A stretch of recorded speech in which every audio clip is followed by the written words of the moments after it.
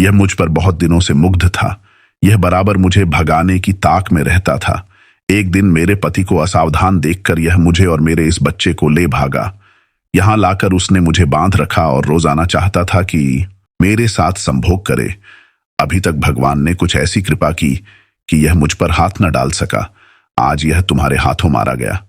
मेरे पिता ने कहा, फिक्र न करो, मैं दरियाबार का बादशाह हूं।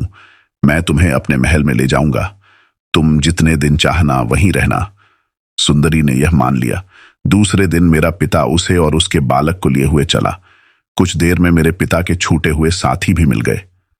उन सभी को इस गहन वन में ऐसी सुंदरी को देखकर आश्चर्य हुआ। साथ ही वे बादशाह को देखकर खुश भी हुए।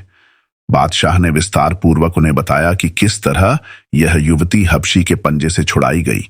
बादशाह के साथियों में से एक ने स्त्री और दूसरे ने उसके लड़के को अपने पीछे घोड़े पर बिठा लिया और कुछ दिनों में पूरा काफिला राजमहल में जा पहुंचा। मेरे पिता ने एक बड़ा और सुंदर महल उस स्त्री को दे दिया। उसने उसके पुत्र की शिक्षा का भी प्रबंध कर दिया। 1 वर्ष तक उस स्त्री ने अपने पति की राह देखी, किंतु उसका कुछ भी समाचार न मिला तो उससे निराश हो गई और मेरे पिता को रिझाने लगी। वह उससे पहले ही आकृष्ट था, इसलिए दोनों का विवाह हो गया। वह बच्चा भी कुछ वर्षों में सजीला जवान हो गया। वह सारी विद्याओं और राज्य संचालन आदि में भी प्रवीण हो गया। मेरे पिता और दरबार के सारे लोग उसे बहुत पसंद करने लगे। सबकी राय हुई कि उस जवान के साथ मेरा विवाह कर दिया जाए और मेरे पिता के बाद राजगद्दी उसी को मिले। मेरे पिता भी इससे सहमत हो गए और वह नौजवान अपने भविष्य की कल्पना में मग्न रहने लगा।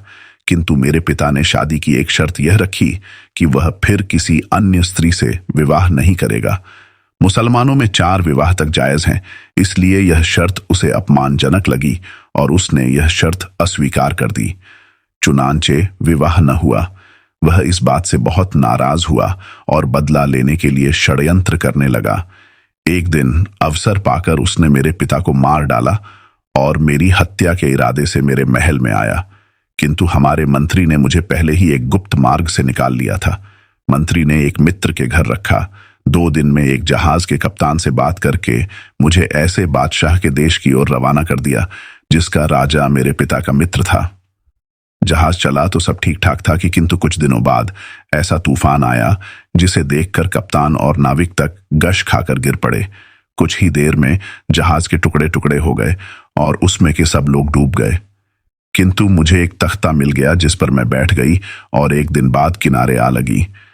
किंतु मुझे यह नहीं मालूम था कि भगवान ने और दुख देने के लिए मेरी जान बचाई है। मैं किनारे लगी और मैंने भगवान को धन्यवाद दिया।